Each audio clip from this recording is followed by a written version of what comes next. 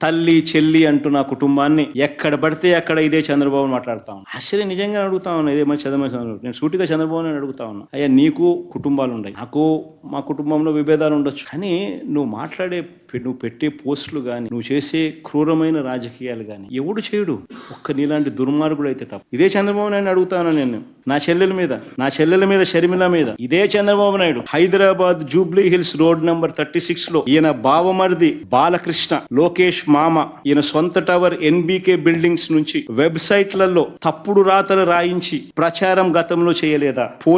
హైదరాబాద్ లో పోలీసులు దర్యాప్తులో ఇది తేలలేదా? మరి ఎంత దారుణమైన నికృష్టుడు అంటే ఈ చంద్రబాబు నాయుడు అనే వ్యక్తి. తన స్వార్థం కోసం ఎవరి మీదైనా సరే క్యారెక్టర్ అసాసినేషన్ చేస్తాడు. ఈయనే మన సింపథైజర్ ఎవరైనా ఉంటే వాళ్ళ పేరుతో ఫేక్ ఐడి క్రియేట్ చేస్తారు, వాళ్ళతో వాళ్ళను తిట్టిస్తాడు, మనం తిట్టించినామని బయట ప్రచారం చేస్తాడు. అంటే ఇటువంటి మనిషి ప్రపంచ చరిత్రలో చాలా అరుదుగా పుడతాడు. ఒక రాక్షసులు అప్పుడప్పుడు పుడతా అంటారు. ఈ మనిషి నిజంగా అట్లా అంటాడు. మన కర్మ ఏంటంటే ఆంధ్రప్రదేశ్ లో పుట్టాడు. నేను ఇదే చంద్రబాబు నాయుడు అడుగుతా ఉన్నా. అయ్యా చంద్రబాబు, సూటిగా నేను చంద్రబాబు ఒకటే ప్రశ్న అడుగుతున్నా. అయ్యా చంద్రబాబు, నీ తల్లిదండ్రులు ఎవరో ఈ రాష్ట్ర ప్రజలకు ఎప్పుడైనా చూపించావా? చంద్రబాబు అడుగుతాను ఇదే సూటి ప్రశ్న. మానవతా విలువల గురించి మాట్లాడే నైతిక హక్కులు ఈ మనిషికి లేవు. ఇదే చంద్రబాబు అడుగుతున్నాను. నీ తల్లిదండ్రులు ఎవరో, చంద్రబాబు నాయుడు గారి తల్లిదండ్రులు ఎవరో ఈ రాష్ట్ర ప్రజలకు ఎప్పుడైనా చూపించావా? వారితో ఎప్పుడైనా కలిసి ఉన్నావా?